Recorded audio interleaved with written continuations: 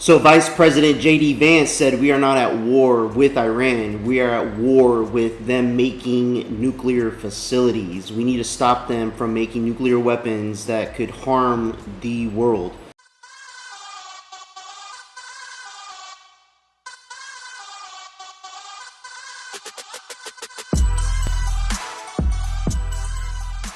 My first question, Mr. Vice President, is the United States now at war with Iran?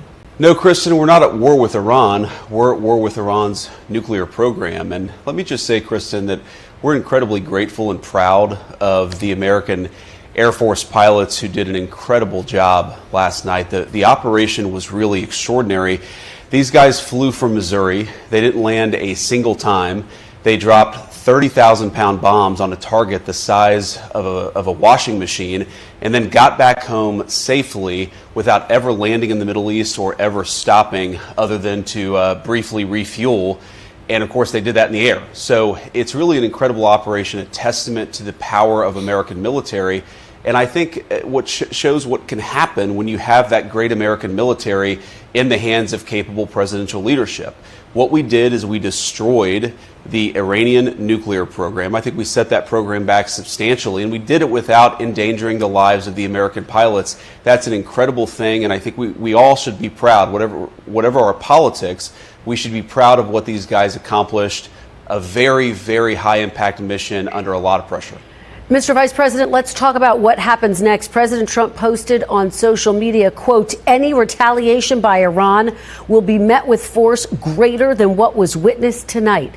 If Iran retaliates against the U.S., as it is threatening, what will the United States response be?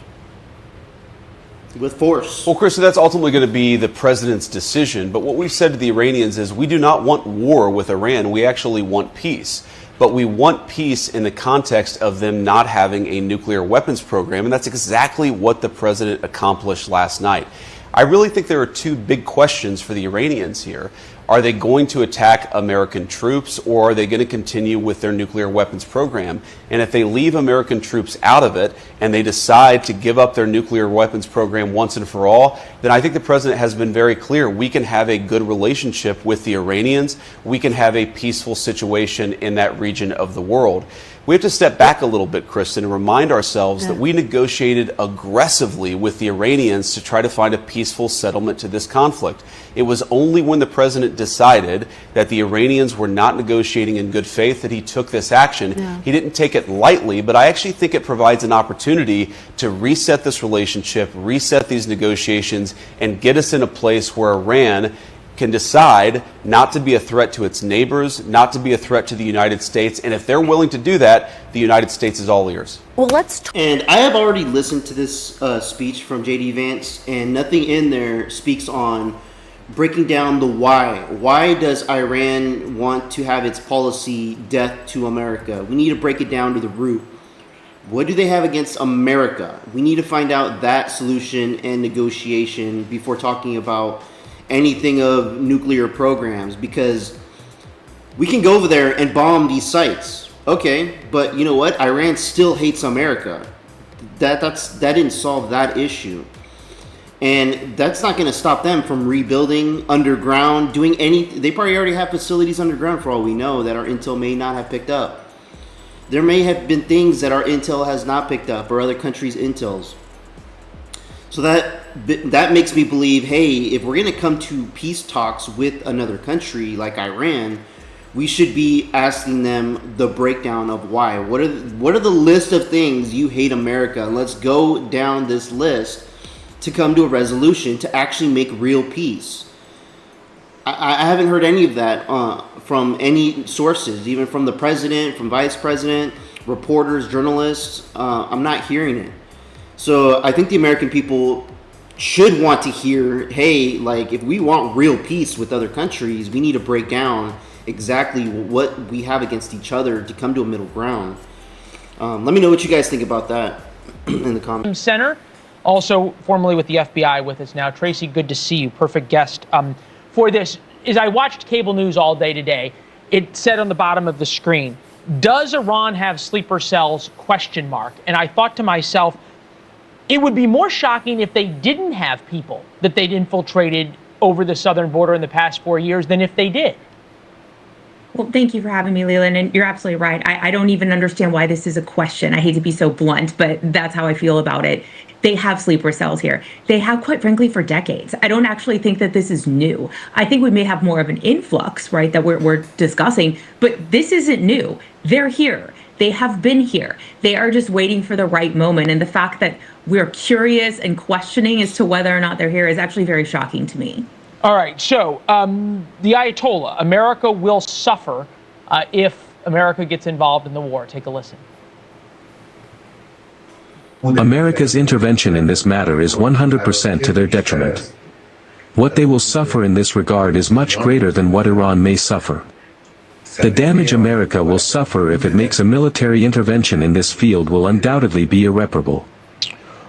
What does a sleeper cell attack look like? Is this another 9/11 or something? And see, he's brought up 9/11, and I've mentioned that in my videos. We don't want another 9/11. But the leader here is basically saying these things, and we're on high alert. I believe the United States is on high alert because for him to spew these kind of words days before we bomb their facilities, their nuclear facilities, it makes you wonder, okay, do they have a plan B, C, D? Are they using other countries to help them achieve what these threats are to the United States? It makes you wonder. And now they're talking about, sleeper cells here in the United States. I mean, let me go back a little bit so we can hear what he said. Does a sleeper cell attack look like? Is this another 9/11 or something different?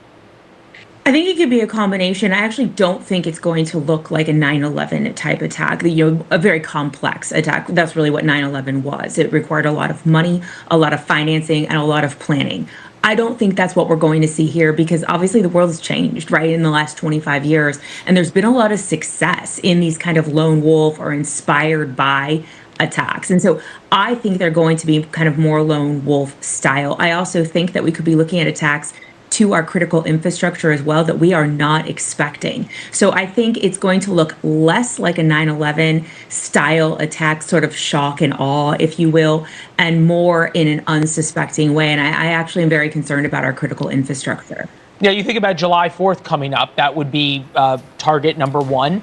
Every city and town in America has gatherings, and we know what can happen at big gatherings. History of sleeper cells in the United States. Obviously, the Soviet Union was some of the best at having their illegals. The World Trade Center bombing, the Millennial Plot, September 11th, the Detroit sleeper cell, Disneyland plot, Hezbollah operative arrests. How do you find, and I hate to use the sort of cliche, I don't think you're looking for a needle in a haystack. You're looking for a needle in a hay field or hay barn, right? You're absolutely right. It's near impossible to find these individuals because, as you mentioned before, some of them did not enter the U.S. legally, but some of them actually are homegrown, right? So we have this combination that makes it incredibly difficult to identify individuals that might not even come up on our radar. I mean, even if you go back as far as to September 11th, right? Those individuals had actually entered the U.S. legally. Had we checked their visas properly, obviously we would have known because we know that now. But that's the difficult part of all of this. They lead these seemingly normal lives, right? Drawing no attention to themselves whatsoever. But they have to get messages in some way. They have to get a signal in some way. And that's where I'm hoping they will slip up and we will ultimately catch them. Well, we're going to have to follow up what's next on what Iran's next move is going to be. Are they going to come to the table and negotiate and talk to our president and say, hey, listen, we should not be building these facilities. We take back these threats. I mean, I'm hoping we hear something like this because we want to have a middle ground with all these countries in the world in order to have peace talks, to have good trade with different resources. We can help benefit each other's country. That's the point. But when you have a rogue country that's trying to do its own thing and just mainly do it's using its oils as a backdrop of, we have the oil here that we control here in our land, and so we're gonna take that to our advantage, build the nuclear facilities in a program where we can make the world listen to us. We want to be top dog. And the United States and many other countries are like, no. Especially if you're someone as a leader preaching negativity, hatred, threats of all kinds. I mean, Netanyahu already claimed that Iran was responsible for Donald Trump's assassination attempts. I mean, that makes you think about all these other questions. There's so much going on. President Trump, we could have just bombed the entire country and left it in ruins. But no, he's like, no, we're only focused on the nuclear program. So let me know what you guys think about this in the comments below. Like and subscribe. I would appreciate it. Till next time, peace out, everybody.